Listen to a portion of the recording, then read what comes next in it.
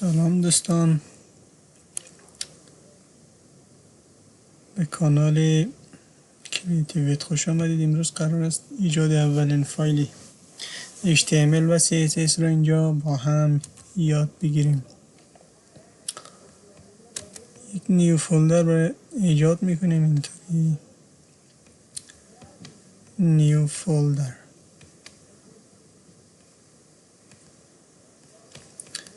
و اینجا میخوایم یک فایل CSS و یک فایل HTML را ایجاد بکنیم.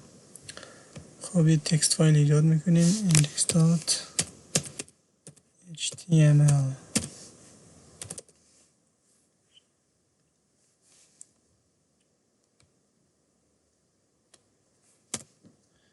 ببینید دوستان، اینجا یک نکته وجود دارد. وقتی ما این index.html ایجاد میکنیم، این باید با یک وب بروسر باز بشه، حالا یا وب بروسر یا کروم یا هر چیز دیگه. یا حالا اینطوری نباید نشون بدین. برای اینکه این قابلیت رو فعال کنیم، این با نوتپد باز میکنیم و اینجا دستوری HTML رو، دستوری ساده هستن، اینو می نویسیم و این فایل رو ذخیره میکنیم به عنوان save as.txt.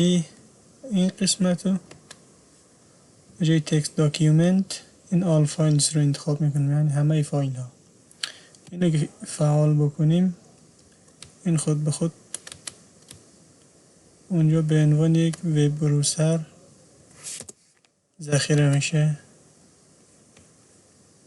خب اینم این باید این قسمی این شکل نشون بده و با وب بروسر باز بشه. این نکته ای بود که حالا خب از خیلی ها شاید برای اولین بار اگه بخوایم شروع کنیم، برای خیلی ها این قابلیت فعال نیست و اینطوری میشود کار کرد. با این یک فایل CSS هم ایجاد میکنیم.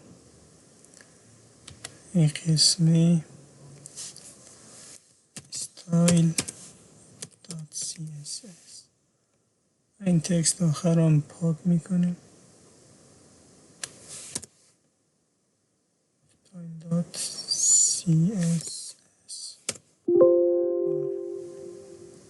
اینم باید این شکلی نشون داده بشه و از حالت چی در بیاد. خب حالا اینو با یک کد ادیتور باز میکنیم. من از ویژوال استودیو کد استفاده میکنم. اینجوری اولین وبمون رو شروع میکنیم به طراحی، که امتحان میکنیم کار میکنه. h1 hello world.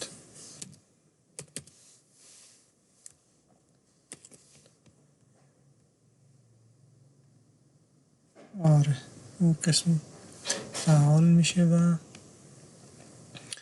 ما میتوانیم اولین فایلی HTML و CSS من رو ایجاد بکنیم و شروع بکنیم به کد نویسی و طراحی وبسایت.